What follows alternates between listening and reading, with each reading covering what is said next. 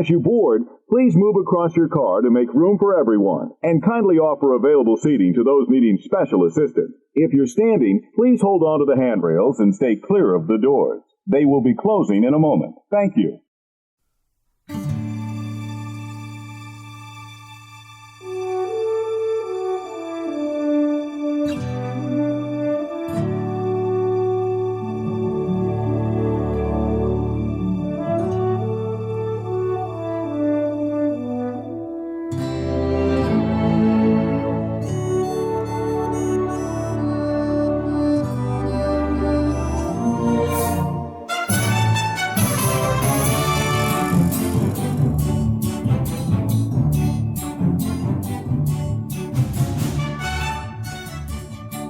Hey, howdy, hey, and welcome to another episode of Disney Assembled. I'm Troy. And I'm Mimi. And we are your happy little father-daughter podcast, here to create joy and share our love for all things Disney. Disney Assembled is sponsored by our patrons over on Patreon, Brenda, Danny, Connie, and Andrew. Yes, thank you guys so very much. If you would like to join them and become part of our Patreon supporter family, head on over to our website, DisneyAssembled.com, and click on the Become a Patron button. Or you can just go to patreon.com, do a search for Disney Assembled. You can find us there. Membership starts as little as $2 a month. That's $2 for a whole month. It's like 50 cents a week. For 50 cents a week, right? That's pretty good. $2 a month, you get access to all the exclusive Patreon-only content there. Now, if you are looking to add some additional Disney magic to your day, check out Magic of the Mouse Radio. Magic of the Mouse Radio, in our opinion, is the very best internet radio station playing all of your favorite Disney music 24/7, 365 days a year. magicofthemouseradio.com. Check it out there. You can hear our show every Tuesday, Thursday, and Saturday beginning around 9 a.m. Eastern. So yes, check out Magic of the Mouse Radio. You will not be disappointed. In addition to the Magic of the Mouse Radio family, I am so proud to be part of the Magic of the Mouse News family. MagicOfTheMouseNews.com has articles for anything and everything Disney related that you might want to read. So make sure to go check it out. Yes, please do that. Check out Magic of the Mouse News. You will love it. All right. We are coming down towards the end. This will be our last episode of the spooky, scary Sundays. Because October is almost over. November is right around the corner. We're recording this episode on Sunday. It's late. Actually, this episode will come out a little bit later than we usually put our episodes out. October 29th. Yes, that's what the day is. Right. We're doing this relatively early in the evening, but we're going to get the show out as soon as possible for all our listeners who are expecting that Sunday drop of our episode. We'll get this to you really soon. But like we said, this will be the last of the October episodes. Those scary, spooky Sundays are coming to an end for 2023. Are you a little sad to see them go? I am a little sad. We enjoy this. We enjoy having these scary, spooky Sunday conversations. Spooky, scary Sundays. Scary, spooky. Or spooky, They're so scary. spooky and scary. They are. Yeah. November's coming around the corner, so it's the more gratitude, the month of thanks, and Thanksgiving will be coming up for people who celebrate Thanksgiving here in the U.S. in November. Yeah. Because it's not an international holiday. It's a U.S. holiday, right? The U.S. Thanksgiving in November. So maybe we'll do some episodes. You know what is an international holiday? What is it? Black Friday.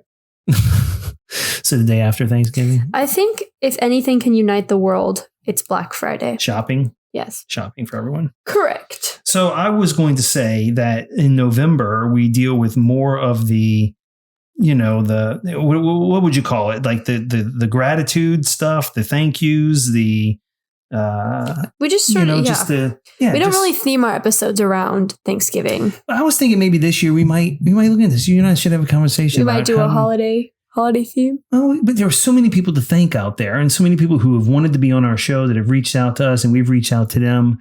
Maybe November's the month we get some of those guests on the show to say thank you. I feel really bad. Like we do want to have you guys on the show. We're just insanely busy. Yeah, I mean it's. Look, podcasting is tough to schedule to begin with, but you're a student in school.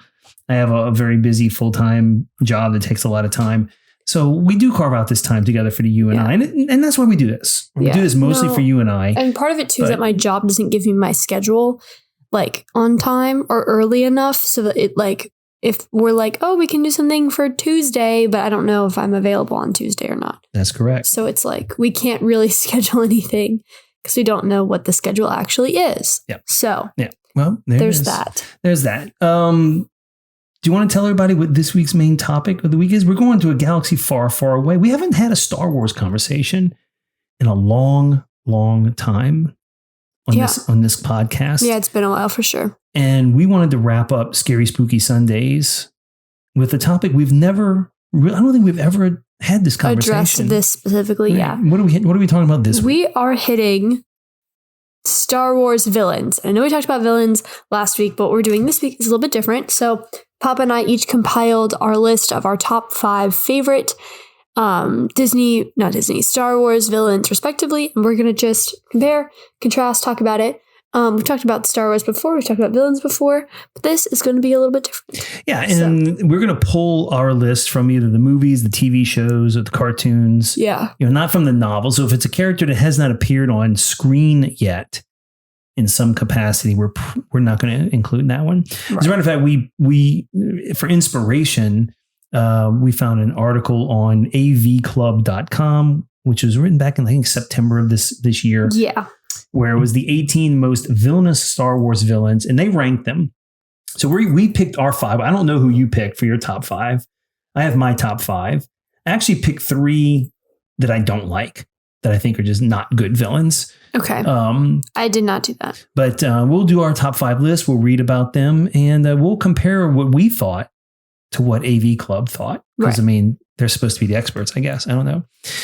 Another thing I wanted to bring to everybody's attention, and we mentioned this a little bit last week, and we want to promote this again this week. It's the When You Wish Upon a Star, a jazz tribute to 100 Years of Disney show that is touring around the country right now.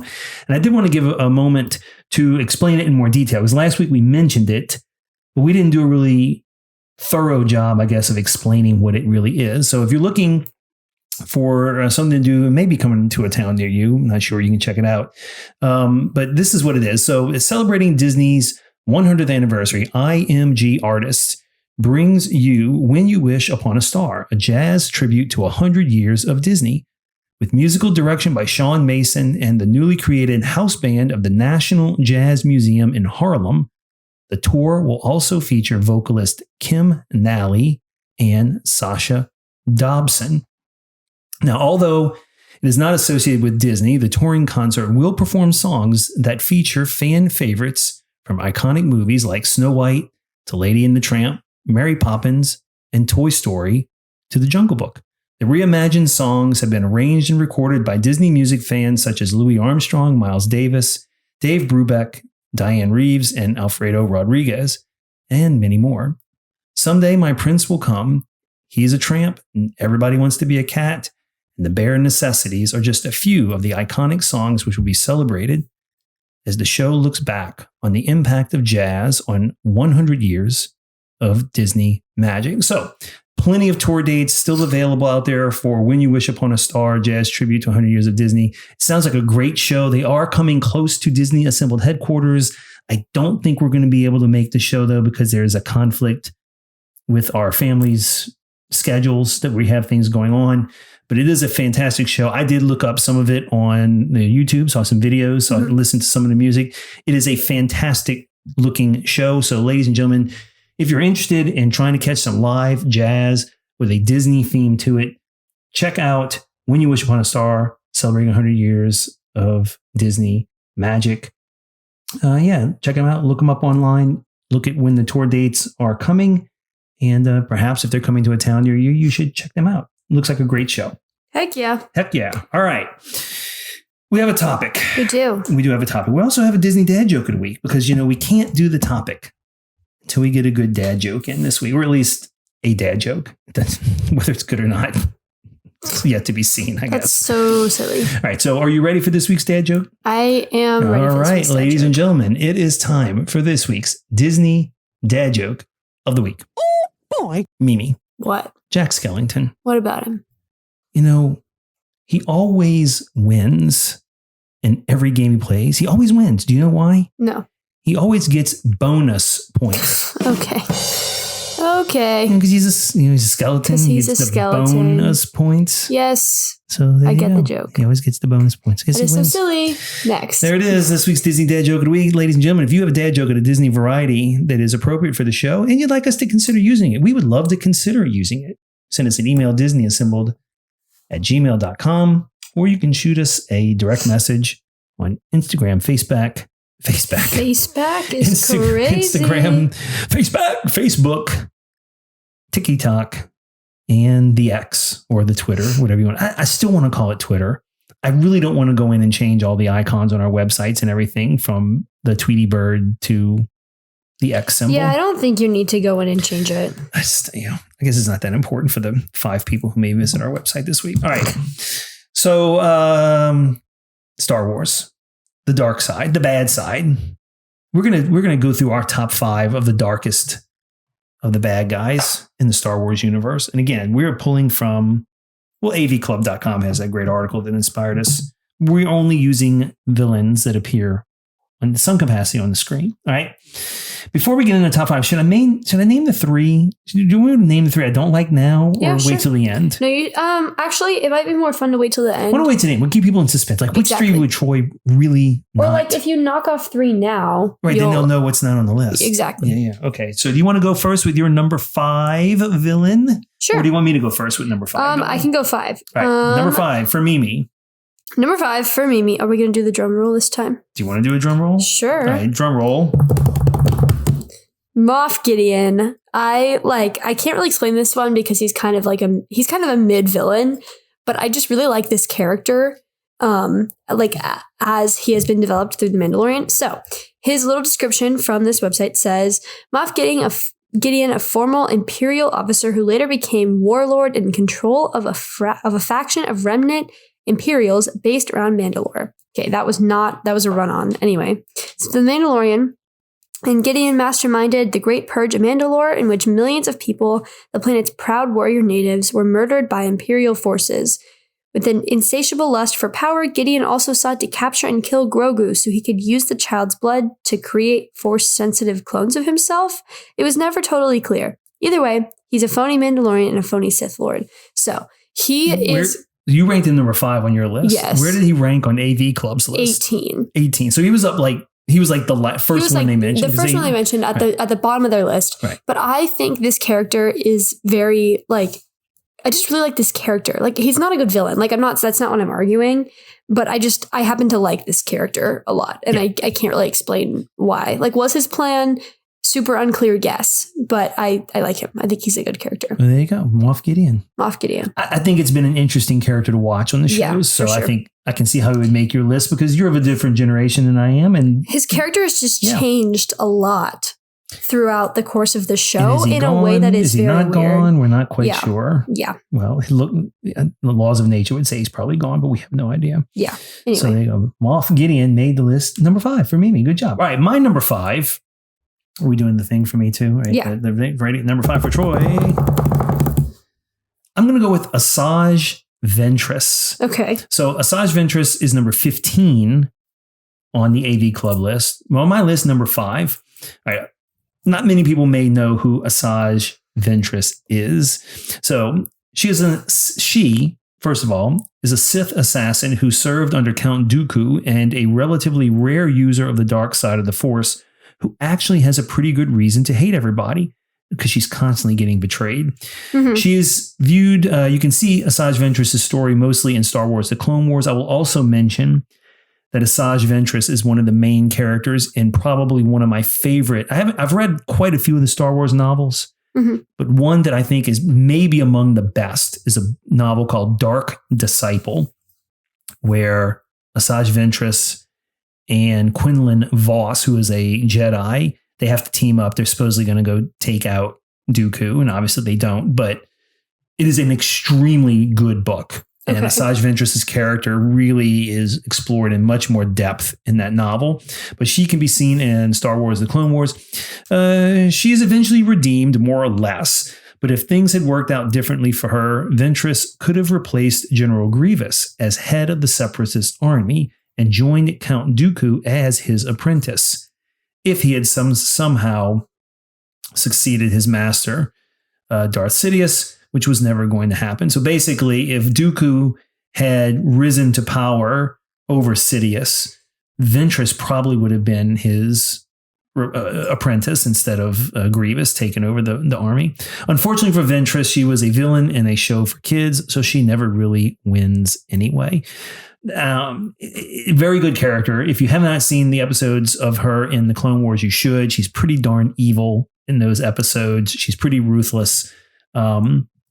But eventually, she does not win out to become Dooku's apprentice. That title went to Grievous. So number 5 on my list is Asajj Ventress. And I should also mention there are an extreme lack of female villains in the Star Wars universe. There's a lack of female villains in general. But in this universe particularly, they're either stepmothers or that's it. Well, we knew Captain Phasma is a female because we see that when, in the movie, right? But other than that, and this is why I think Shin Hati, who's not on this list, but the witch lady. Well, no, Shin the yes from the Ahsoka series that just finished up. I really like that character. I hope they do something with that character pretty significant, because I would love to see some really strong female villains in the Star Wars universe. There aren't strong female villains in the Marvel universe, and it makes me decently upset. Well,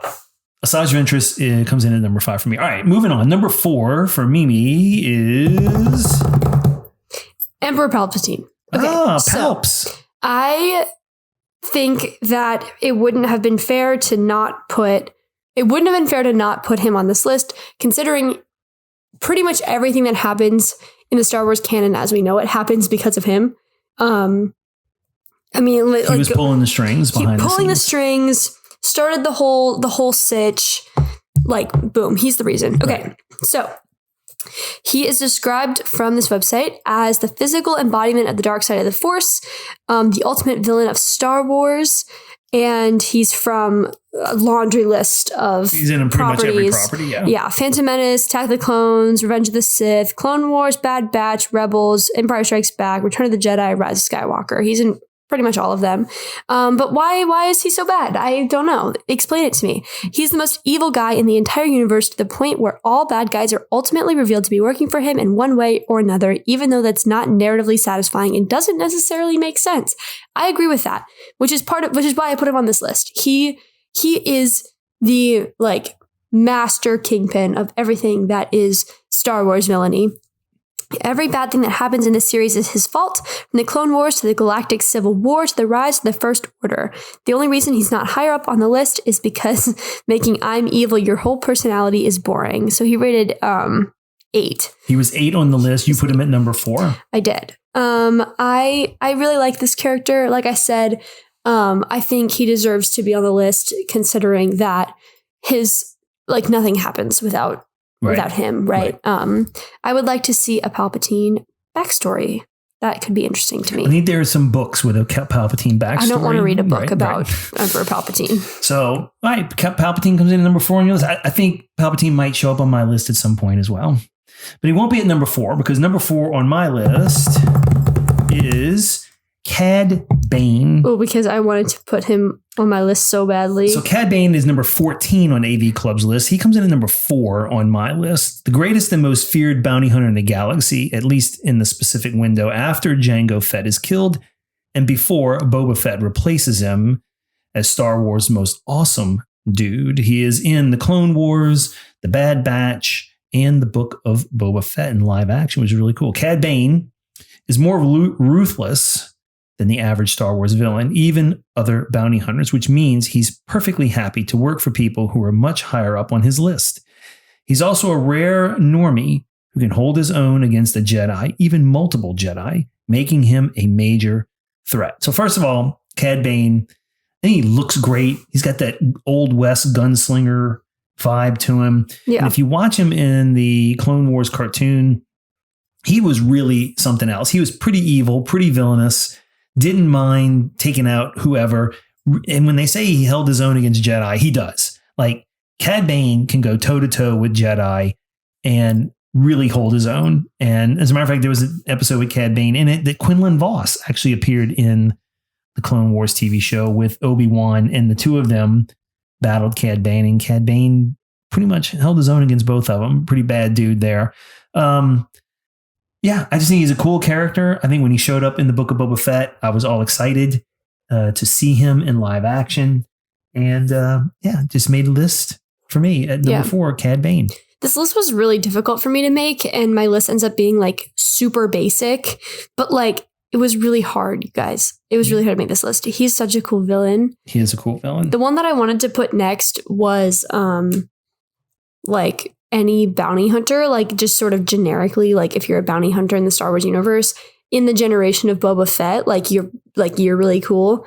But then I was like, how do you leave off this character and this character, whatever. I ran out of spaces too quickly. So well, we only have 3 spaces rolling into left, that. right? Number 3 is ultimate classic Darth Vader. So you have Vader at number 3? I do have Vader at number 3. So I think Vader, like, basic choice, basic answer, but that's why he's on the list. My list is very nostalgic. It's very like, it's very much created for a reason. So you know Vader, you love Vader. Chosen One, Anakin Skywalker, meant to bring balance to the Force. Persuaded by Palpatine to go to the dark side. He's also in pretty much every Star Wars property, including The Phantom Menace, Attack of the Clones, Revenge of the Sith, Clone Wars, Rebels, A New Hope, Empire Strikes Back, Return of the Jedi, Obi-Wan Kenobi, Rogue One. He also technically makes an appearance in Ahsoka as Anakin Skywalker. Okay, why is he so bad? This is literally multiple paragraphs of why he's so bad. I'm going to abbreviate. Darth Vader, with his black cape and black mask, propensity for hurting people, and reputation for being one of the worst fathers in pop culture, is one of the definitive examples of a bad guy. How could this be anyone but him? The Emperor is a bigger villain, Thrawn might have a stronger military mind, Maul has a double lightsaber, and Kylo Ren may actually kill more people, but Vader is the one you remember. He attacked his friends, attacked his pregnant wife, killed younglings, oversaw the complete subjugation of the universe, and when it was all over, he resigned himself to being a bad guy forever. He doesn't even really fight to earn his redemption. Luke does that for him. There are more evil guys, there are more dangerous guys, but if you put them all in a room, Darth Vader is going to be the one that they all agree is the bad guy. Because of the weight that this character carries around as a figure in the Star Wars universe, as a figure in pop culture, he made number 3 on my list. I think Darth Vader is possibly one of the top 3 villains of all time. He's arguably, I think, one of the top characters in general of all pop culture of all time, up there with like Bart Simpson and like, I don't know, like Betty Boop or something, or Bugs Bunny or Charlie Brown, something of that variety. Mickey Mouse is up there for sure. With the Disney podcast. So there you go. Darth Vader made number 3 on your list. Congratulations, Darth Vader, for making it on your list. Darth Vader was number 1, I believe, on AV Club's list. He was. He was their number 1 villain in the Star Wars universe. All right. Number 3 for me is Emperor Palpatine. Okay. Yeah. I did say he was going to make my list, and, AKA Darth Sidious. Listen, what can I say that you didn't say? Not a whole lot. Because you said plenty. But bad. Yeah, he is certainly, I think the way he plays Anakin's emotions and manipulates Anakin is so evil and so just really vile. The whole thing about, Anakin wanting to save I can't remember her name. I can't believe I'm not remembering her name. Anakin's wife, Padme. Yeah. Jeez. And then Sidious knowing that and sort of using this, the dark side can save her and, live forever and blah, blah, blah. And I mean, it was so vile what he did to manipulate Anakin, but it was all part of his grand plan. I also love the point in, I think it was Attack of the Clones, where when Anakin kills Dooku, and there's a moment where Dooku is looking at Palpatine, and he knows Palpatine is Sidious. He knows Palpatine is his master. Right. And he keeps waiting for Palpatine to do something to save him. But Palpatine had no interest in saving him because it was all part of his plan to get Anakin on his side, was to let Anakin kill him. Right. And there's this moment in the film when Dooku finally realizes that he had been fooled the entire time. And, Sidious just like nothing. Just malicious. Like completely no reaction at all by the Emperor there. So, yeah, Emperor Palpatine, he may have been higher on my list, even though number 3 is pretty high. I really don't like that they brought him back for the sequels. Yeah, I didn't think he fit there. This thing at the end. I wish they hadn't done that. They made him a mentor, and he was never a mentor. Even with Anakin, he was never a mentor. He was always a manipulator for his own personal agenda. I was fine with Rey being a Palpatine, but I didn't need to see Palpatine again. Yeah. But that's neither here nor there. We can talk about that another day. But yeah, number 3 on my list is Darth Sidious, a.k.a. the Emperor, a.k.a. Emperor Palpatine. Or as I like to call him, Emperor Poopy Pants. Okay. Right. We're up to number 2 on our list. Number 2 for Mimi. Number 2 for Mimi is Jabba the Hutt. Okay. Really? Jabba the Hutt? I'm shocked. I know. So let me explain for a second before I even read this silly little article. What I like about Jabba the Hutt as a character, as about his placement in the series, where he begins, he breaks up the monotony of what we've seen and classified as a bad guy up to this point, right? So when he makes his first appearance in Phantom Menace, we've only really seen like bad guys, quote unquote, like Darth Vader type bad guys that just want to kill people and push their own agenda and whatever. But Jabba the Hutt is not really a part of the plot in that way. And I think that makes him a character that is very powerful because he's not directly in line with what the heroes are doing, right? And so obviously he ends up, in this whole thing with Boba Fett and like whatever, and like he's a gangster. All right, is what he basically is. He's a gangster, and like it becomes a scenario where he becomes very powerful because he can just pay whoever to do whatever with no real care towards what needs to be done because it doesn't matter to him. And I think that's very powerful. So, he's the boss of the Tatooine-based criminal empire. He's known as a pirate and a drug dealer.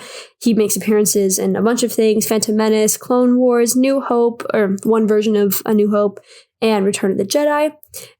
He's a crime boss. That's really it. He's a bad guy, and he thinks being a crime boss...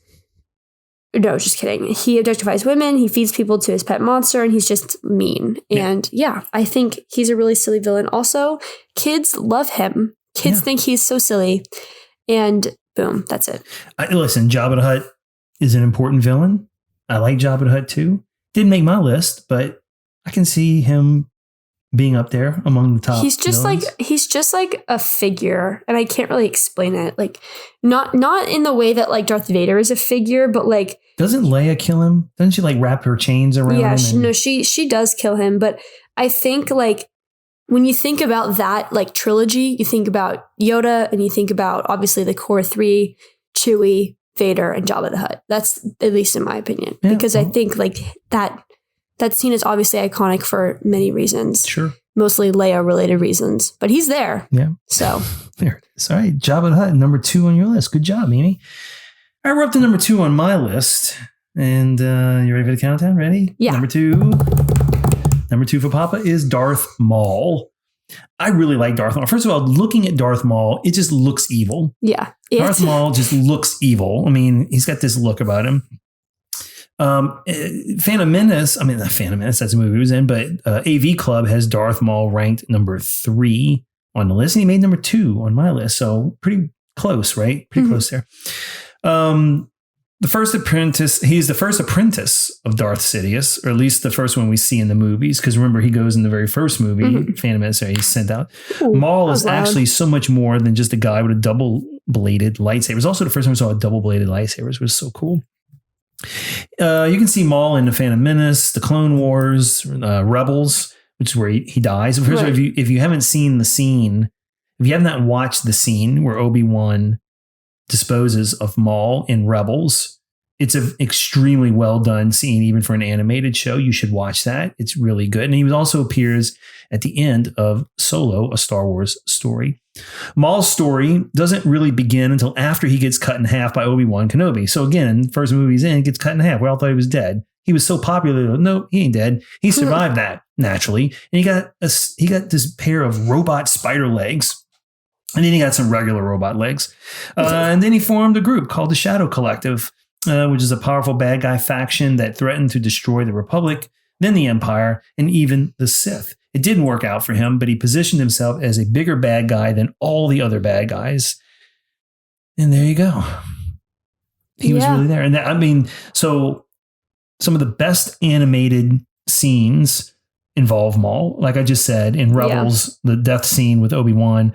In the last season of Clone Wars, the battle with Ahsoka on Mandalore that Maul has, and his role at the end of that series is pretty darn significant and very, very well done. Yeah. So Darth Maul made number 2 on my list for the all-time Star Wars villains.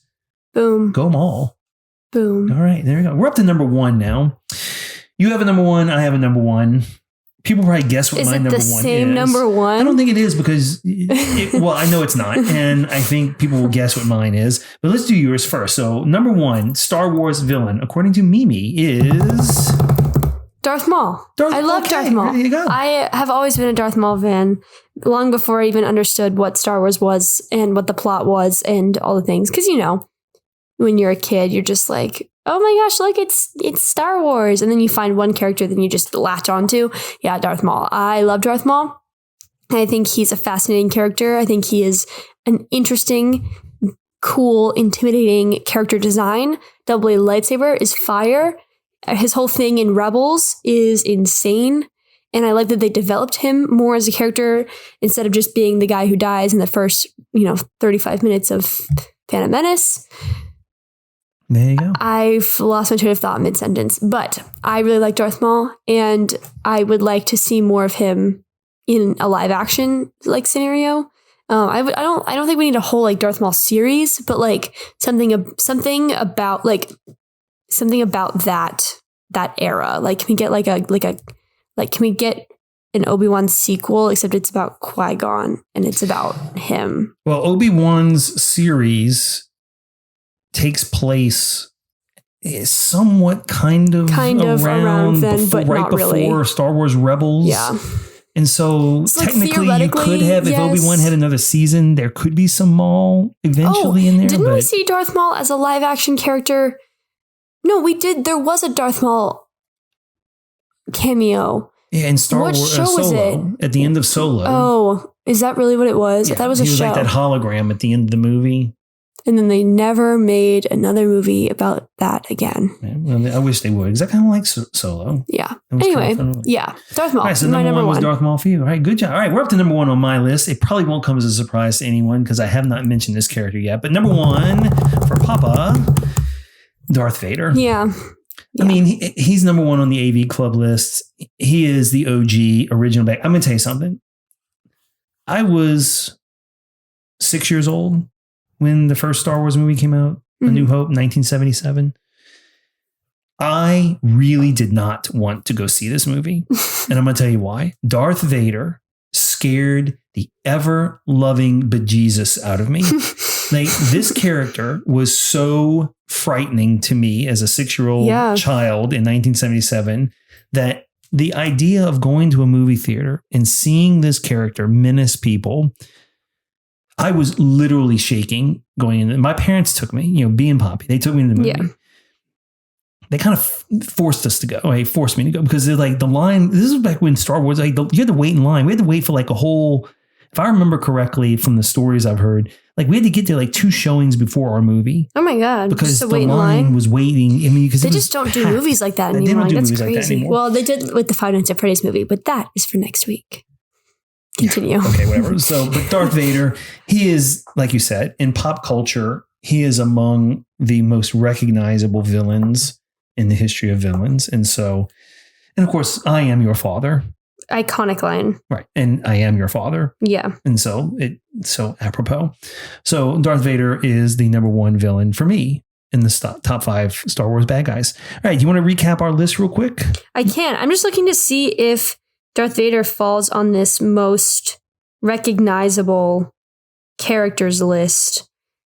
I think he's got to be here somewhere, but I don't have enough time to search at the current moment. Yeah. So we'll just recap and move on. All right, number 5 on your... you do your top 5. Yeah, the top 5 Star Wars villains according to Mimi. Top 5 Star Wars villains according to Mimi are Moff Gideon, Palpatine, Vader, Jabba the Hutt, Darth Maul. Right, and according to Papa, Asajj Ventress, Cad Bane, Emperor Palpatine, Darth Maul, and Darth Vader. Now, we teased earlier in the episode that there are villains I don't like. Uh-huh. Because I just think they're bad villains. They're not...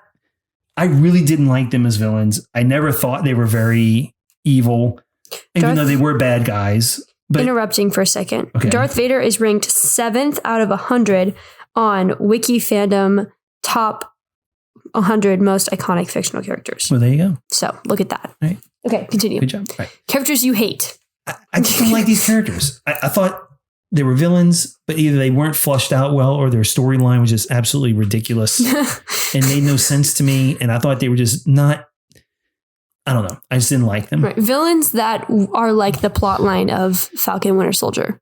Well, no, I like Falcon and Winter Soldier. But these are 3 villains, and they're all from the sequel trilogy, unfortunately. Real. All right. In no particular order, I'm just going to name them. Captain Phasma, General Hux, and Snoke.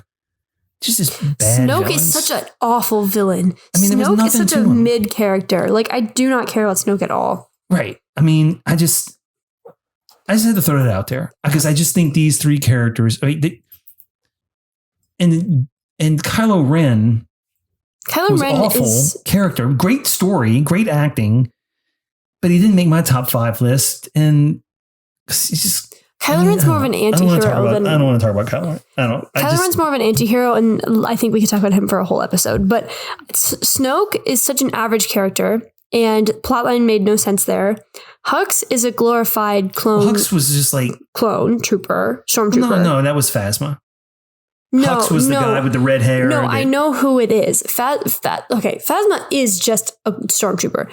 But Hux to me is the equivalent of like it's like so I'm a camp counselor, and I'm not going to say anything bad because I've only ever had amazing co's, but you will see people who have co's that are like first timers, like it's their first week ever working, and they're just like glorified campers with like more power and more intelligence, knowledge. That's what Hux is to me. Hux to me is just a stormtrooper with a little bit more intelligence and a little bit more power. And it just, there's no like, right. It seems like he was given his promotions because he knew people, not because of his competency, because I didn't see much. There's just no character there. I didn't see much in the world of competence with Hux, but yeah, I just thought Phasma, Hux, and Snoke were just not good villains. Not enough. They're very mid. I don't even remember Phasma. So. Well, it's the one with the shiny. No, I know who it. Like I know who it is. Like you say his name, and it's the shiny stormtrooper. But like I don't remember his plotline at all. There's actually a woman. Her. Yeah. Him. Her. Whatever. Yeah. Do clones have gender? But they weren't clones. They were just regular people. They were. Yeah. See, that wasn't ever actually explained. The Empire moved away from clones being stormtroopers to regular people. Yeah. I can't keep up with the lore of Star Wars. Like I really try, guys. I promise. Well, that's part of what's going on in some of the TV shows we're watching. The lore is not explained enough. Yeah. Yeah, no, because Bad Batch. That's what Bad Batch is. They're getting rid of clones and then hiring regular troopers. That makes sense. Bad Batch were like... I can't keep up with Star Wars lore at the current moment because my head is too full of Five Nights at Freddy's lore, guys. The Five Nights at Freddy's movie came out this Friday, October 27th, and I went to see it this Friday, October 27th at 10:15 p.m. I got home at 1 a.m. It was worth every second. That movie was fantastic. What was that movie rated? PG-13.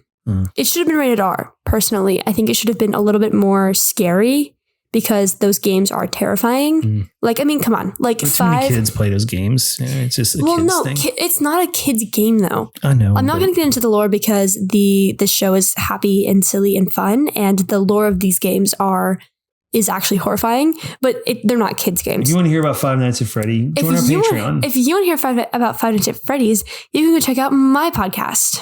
You don't have a podcast? Well, I should. One of my friends was like, you talk a lot and I could listen to you talk forever. You should start a podcast. And I was like, well, I have a podcast. And then she was like, but like one of just you. Like you just talk about whatever's on your mind. So, if you guys want an Irene podcast, or if you want to share your thoughts and opinions on this week's episode, feel free to send us an email, disneyassembled@gmail.com, or you can send us a message on Instagram, Facebook, Twitter, and TikTok, all at Disney Assembled. Yeah, you should do that. And if you haven't done so already, please check out our YouTube channel, youtube.com. Look for Disney Assembled there. Subscribe to it. It's free. Lots of good stuff there. We would really appreciate your help. If you haven't done so already, on the podcast player of your choice, if you haven't subscribed yet, hit the subscribe button so you get all the downloaded episodes directly into your device. And if you have a chance to do a rating and review, we'd really, really appreciate it if you would consider the nicest rating and review that you possibly can give. It would make us feel great. Also, before we go, real quick, it is October 27th. It is. I want to give a birthday shout out to Frank from Dillo's Diz. Frank, happy birthday. Happy birthday, Frank. I'm still older than you. Should we sing? But you're catching up. So, Frank, happy birthday. We love you. We love the Dillos. And you guys keep doing all the great stuff. They just had their 300th episode not too long ago, a couple weeks ago. That's Congratulations crazy. on your 300th episode, Dillo Diz. And guys, if you're listening to this show and you have not checked out Dillo's Diz, you should do so because they have a great time. You'll love Frank and Jen talking all about Disney. Their episodes come out on Thursdays, theme park Thursdays with Dillo's Diz. Heck so check them out. But happy birthday, Frank. And congratulations. We wish you all the best. Keep up the good work. All right, Mimi, high five. Ooh, jeez. That was a loud one. Wow. I picked up my microphone and I'm holding it like a superstar, All right, like ladies a pop and gentlemen, star. if your ears are working, we want to say thank you for listening. We hope that this episode brought a smile to your face, some extra magic to your day, and that important sprinkle of pixie dust we all need to get through the week. Thank you again for listening, and until next time, See you real soon.